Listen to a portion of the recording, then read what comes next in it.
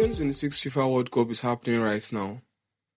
This year's edition features 48 nations, with games being played across 16 host cities. And for the first time in history, 3 countries share the stage as hosts: the United States of America, Canada, and Mexico. The World Cup is by far the single largest sporting event on the planet, the kind of event that stops the world for a month, and most of the people watching it have little to no idea of what is actually happening. Not the football. Of course, the football they understand. I mean the other things, like the $11 billion in revenue, the 824,000 jobs created or supported by the World Cup, the host cities that will profit, and the ones that probably will not. The teams that qualified and are earning simply by being there, and the teams that did not qualify, including this time Nigeria, and what that absence actually costs. The World Cup is not just about football. It is one of the most sophisticated commercial operations on earth, and today we are going to break it down. I am Angelo, and this is the Clarity Podcast. Let us get into it. Now, for those who do not know much about football and the World Cup in general, we are going to start at the beginning. Now, the FIFA World Cup is an international football tournament held every 4 years, and it is organized by FIFA, which stands for the Fédération Internationale de Football Association. And FIFA has 211 member associations. This is more members than the United Nations. And every 4 years, every one of those 211 members is either playing in the tournament or watching what is arguably the world's biggest shared moment. The 2026 edition of the World Cup is the first to feature 48 teams. This is an expansion from the previous 32 teams. This expansion is not primarily a sporting decision. It is also a commercial one.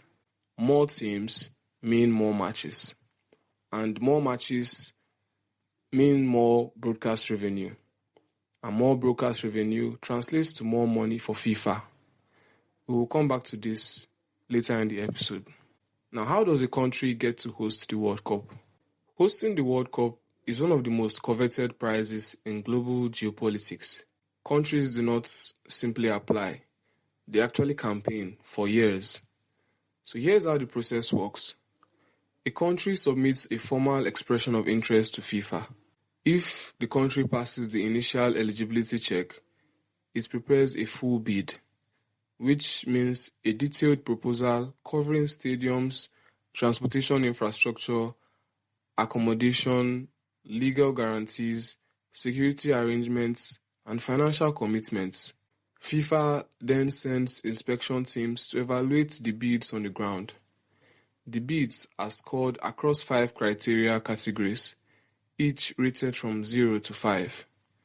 And then there is the FIFA Congress, which is a gathering of all 211 member associations, and they vote in a public ballot. So in 2018, at the FIFA Congress in Moscow, the 2026 hosting vote took place. There were 2 bids on the table. Morocco's bid, which would have been the first African nation to host the World Cup since South Africa in 2010. And there was also the joint bid from the United States, Canada, and Mexico. The United States, Canada, and Mexico won that vote with 134 votes to 65. Now, Morocco's loss is what's pausing on. Morocco had bid for the World Cup in 1994, 1998, 2006, and 2010, and they have lost every time. And in 2022, Morocco reached the World Cup semi-final, which is the best African performance in the tournament history. So in 2030, Morocco will finally co-host alongside Spain and Portugal. But the 2026 World Cup is being held in North America, and the financial consequences of this decision are quite enormous, because the host country does not just get the prestige, it gets the economic infrastructure of the tournament. the visitors and the money they spend, the global attention, and that is all worth an incomprehensible amount of money.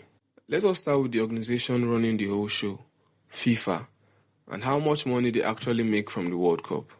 FIFA is projected to generate around $11 billion from the 2026 World Cup cycle. Estimates of around $8.9 billion will come directly from the tournament itself. So for context, the 2022 Qatar World Cup generated around $7.5 billion and has been the most profitable tournament in the history of the sport. So the 2026 World Cup is projected to top the Qatar World Cup.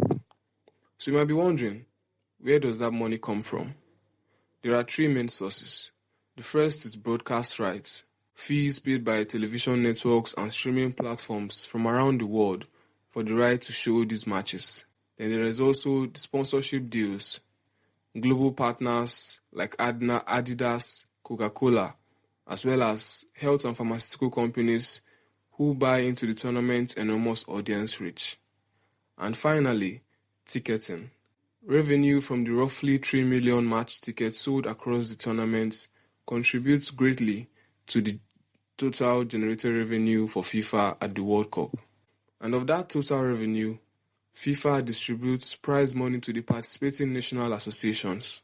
For 2026, the confirmed total prize pool is approximately $871 million.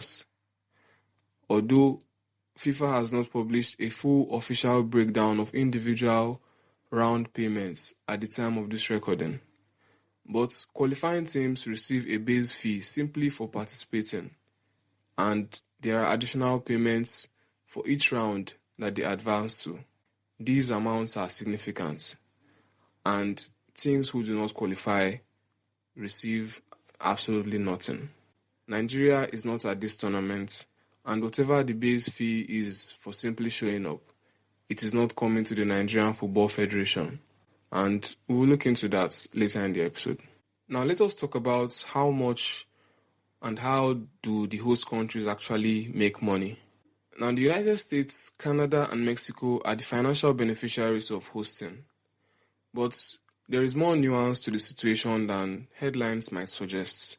So FIFA projects that the 2026 World Cup will contribute $40.9 billion to the global economy and around $30.5 billion to the three host nations combined.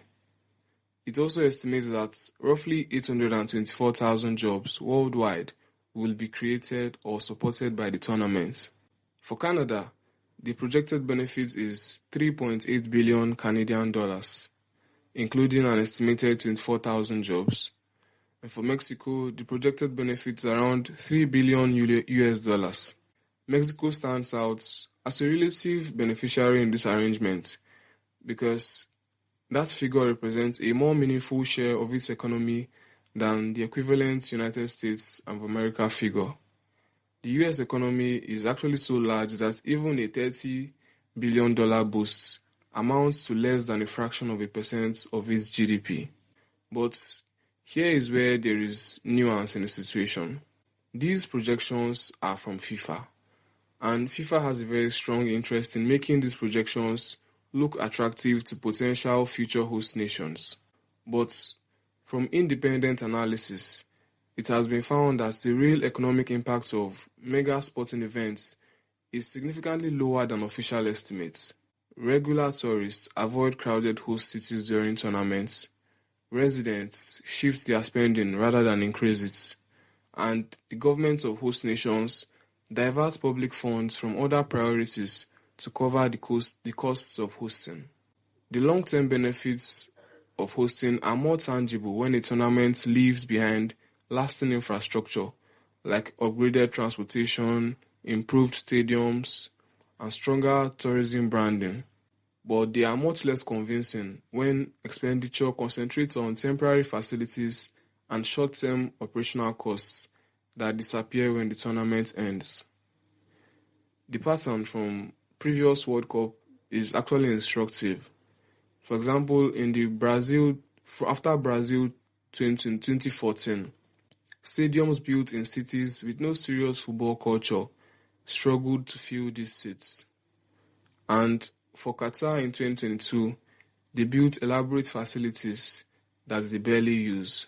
Now, also, there was South Africa in 2010, which was the most successful African hosting, but it left with infrastructure maintenance costs that the country was not fully prepared for. The host country benefits, but the distribution of that benefit is quite uneven and the costs are typically underestimated. Now, we'll talk about who loses in the World Cup. First and quite obvious are countries that do not qualify for the World Cup. They miss out on the prize pool structure, and beyond the direct payments, the commercial value of a country's presence, things like shirt sales, broadcast attention, sponsorship conversations also are being lost. Now, secondly, countries that have bid and lost, like Morocco, to host the World Cup, are actually losers in the World Cup economy. Now, thirdly, countries that qualify but exit early. For smaller African football associations, whose entire annual operating budget may be less than the cost of a World Cup campaign, the economics of qualification are genuinely complicated. The payment for participating helps, but sometimes the cost of getting there outweighs the payments they receive after exiting early. Now, let us talk about the 824,000 jobs and the range of those jobs, because it is far broader than most people realize when they think about what a football tournament creates in terms of jobs. Now, first, there are the obvious jobs like stadium operations, security, hospitality, translation and interpretation, media and broadcasting, event logistics, transportation management, accommodation management, catering, merchandise. These jobs are parts of the visible layer. And then there is the less obvious jobs, legal and compliance, finance and treasury management, digital content creation, public relations. These are the jobs that are behind the scenes. And there is also the medical jobs. And this is an important layer because at every World Cup, there are hundreds of thousands of fans traveling internationally, each arriving with different health histories, different vaccination records, different medical needs. And the infrastructure required to keep that machine safe is extraordinary. FIFA directly employs senior medical personnel for tournament operations, and these people sit at the top of a very large pyramid. Beneath is an entire medical services structure covering every venue. Team medical staff also travel with every national squad. Each of the 48 teams carries a team physician, team physiotherapist, sports scientist, and in many cases, specialists in sports cardiology and musculoskeletal medicine. There are 48 teams, and there are also 48 medical teams. And recently, health and pharmaceutical companies have also moved into World Cup sponsorship and advertising in a very meaningful way. And behind that commercial activity sits a layer of medical marketing and health communications professionals that are also working the event. And then there is the public health layer: disease surveillance, immigration health screening, outbreak response planning. All of these require epidemiologists, public health officials, and laboratory scientists working in coordination with host country health ministries and the WHO. The 2026 World Cup is already underway, and positions at this tournament are already filled. But the 2030 World Cup, which will be co-hosted by Spain, Portugal, and Morocco, with centenary matches being played in South America, is still 4 years away. And there is also the 2034 World Cup, which will be hosted by Saudi Arabia. And the pipeline of opportunities continues, and it starts being built right now. For medical laboratory scientists, the World Cup creates a demand for laboratory services at multiple levels. At the team level, performance monitoring requires regular blood panels and metabolic testing throughout the tournament. And at the public health level, when there is a mass gathering event with fans from 48 countries, you require active disease surveillance and laboratory-confirmed outbreak response capacity. There is also the anti-doping level. FIFA has an anti-doping program which requires trained sample collection officers and laboratory analysis at every host city.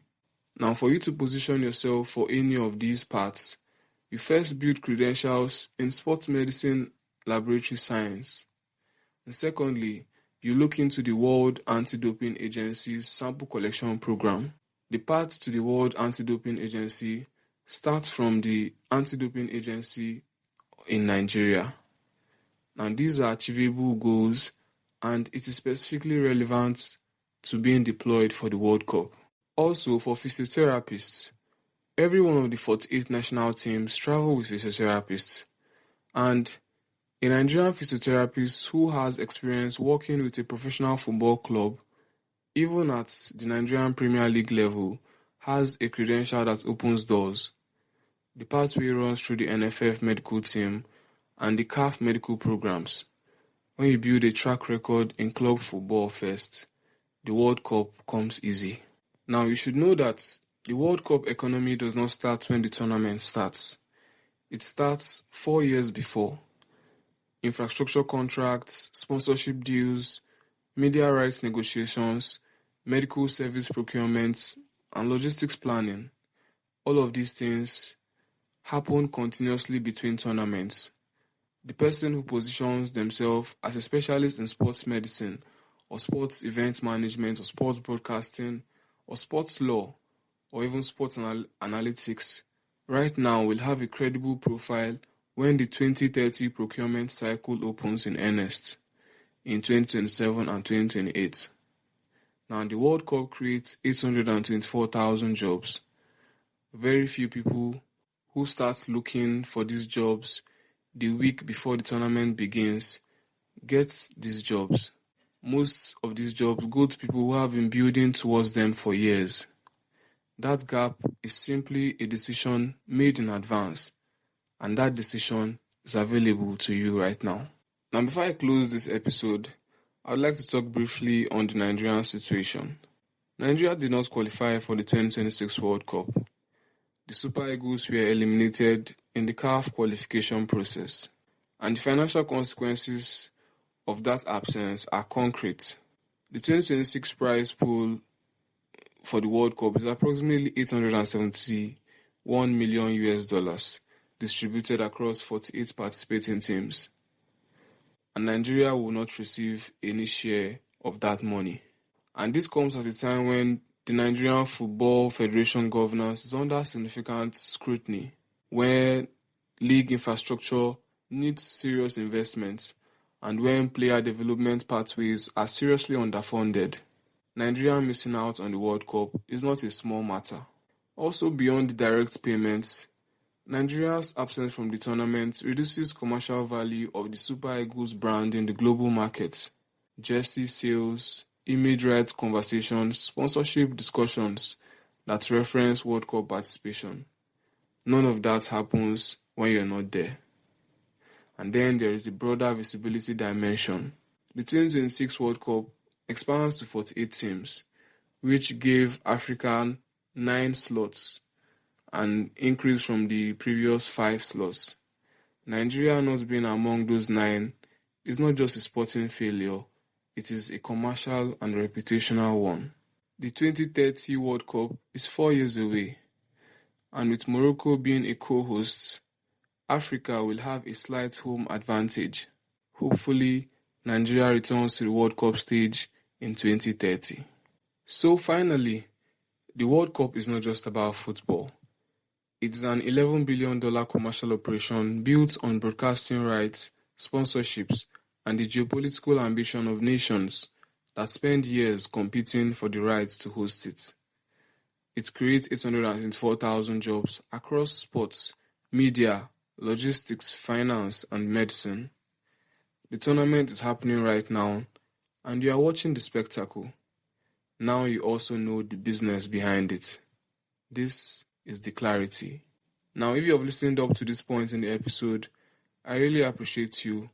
And for my Nigerian audience who use Sportybet for their sports betting needs, I'd like to give away a little token. So all you have to do is go to your Sportybet app, go to gift section, and click on redeem gift code. And then type in the code SBWCPC in all caps. SBWCPC. And then click on redeem. You should receive a free bet token you can use to place your World Cup bets. There is a limited number of people who can redeem this, so it's first come or first listen, first serve. And please, if you are able to redeem it, let us know on our X. The handle is in the episode description. You can also send us an email at theclaritypodcast1@gmail.com.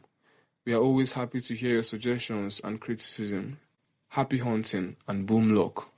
Now, this has been the Clarity Podcast. I am Angelo, and if this episode changed how you viewed the World Cup that you are watching right now, please share it. Also follow us on X for episode breakdown and extra content. We'll see you next week. Until then, think clearly.